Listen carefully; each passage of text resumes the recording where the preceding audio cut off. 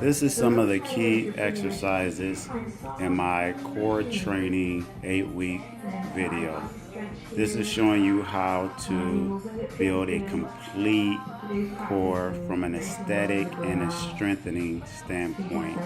All of the exercises that I am demonstrating in this video fire off and get maximum muscle contraction out of certain aspects of the core.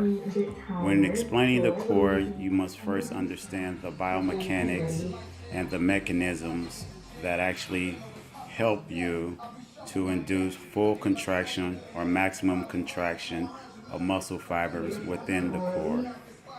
Trying these different exercises and sticking to this type of core training for 8 weeks will help you to strengthen, improve the aesthetics of your core, and pull your waistline into a more sleek, slender waist. So if you want more information about how to develop a complete core, you can contact me on my website, or you can actually email me or contact me through any other social media outlet. For a complete training guide on how to build core, make sure that you contact me, and let's get started on getting your core back the way you want it.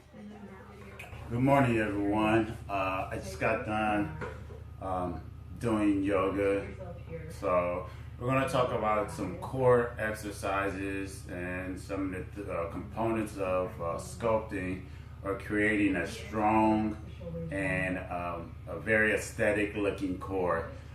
For the core, I have not really a theory, but a practice that I like to use. So there's a couple of different components of how I like to structure and shape my core. The first component is that I have to have a strong core. So I have to have the opposing muscles and the whole core actually working for athletic performance, what it is that I do, neurotransmitters, overall health, my hips to be stable and my shoulders to be stable, because all those different things right there will cause a breakdown in the kinetic chain, which will lead to like sciatic, lower extremities hurting, the nerves and the nerve endings in the back hurting, ligaments, joints, shoulder, and the mobility problems. So the first thing I like to focus on when I'm thinking about core is strengthening of core.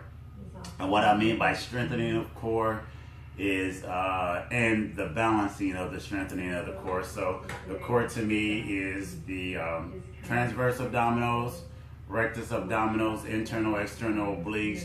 The lats are kind of somewhat involved in the core. The sternum tying up into the chest is involved in the core. And the erector muscles of the back and the fascia back there is involved in the core. So I'm going to glutes a little bit because it's to the hips and where it starts to stabilize the core.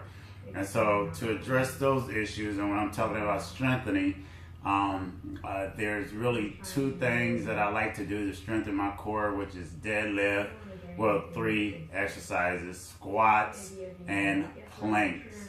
So I'm going to go into the first exercise. I'm going to show you 2 variations, and I'll probably switch up the different ways that I actually do it in angle so you can actually see. I'm going to start with the plank. So we'll start with, if you're a beginner, this is a beginning plank. What you want to do is put your knees on the ground and we could do it with your arms up. And what you want to do is squeeze your belly button to your spine and squeeze your glutes into your spine and have that arc in your back so that the transverse abdominal is actually contracted from an isometric stand and you're pulling it in. You see I have my feet up, if you look in the back, the kind of leverage. So I'm using my knees as a smaller leverage point to isolate my core. As you get a little bit more advanced, then you can drop down to your elbows and do the same thing. Squeeze in so you're closer to the ground. Then as you get a little bit more advanced, you can go up into a push-up position, do the same thing. Squeeze in. Make sure that you squeeze the transverse abdominal in, because that fire off all the other stabilizing muscles. Next thing is to your elbows. Squeeze in.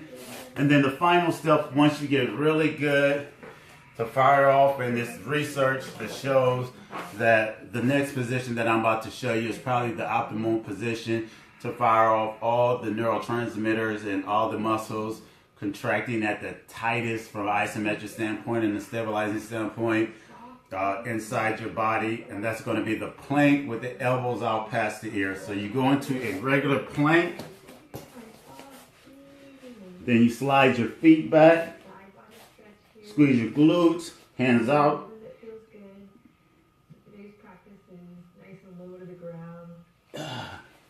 And that's going to be the natural transition. You could do all the same transitions from the side. Start on the knee. Let me start with the arm. Same thing on the side. One leg down. Elbow up. Elbow down. Now the natural transition after that is elbow out. Feet back. And squeeze. And that will be the transitions to the plank. That's the strengthening of the total abdominal wall outside of an axial load squat or a deadlift where you're using all the core muscles to actually create a lower pressure or isometric lower pressure in your abdominal wall to actually stabilize your core as you're lifting up the weight. So that's the first rotation of strengthening, or what I use to actually strengthen my abdominal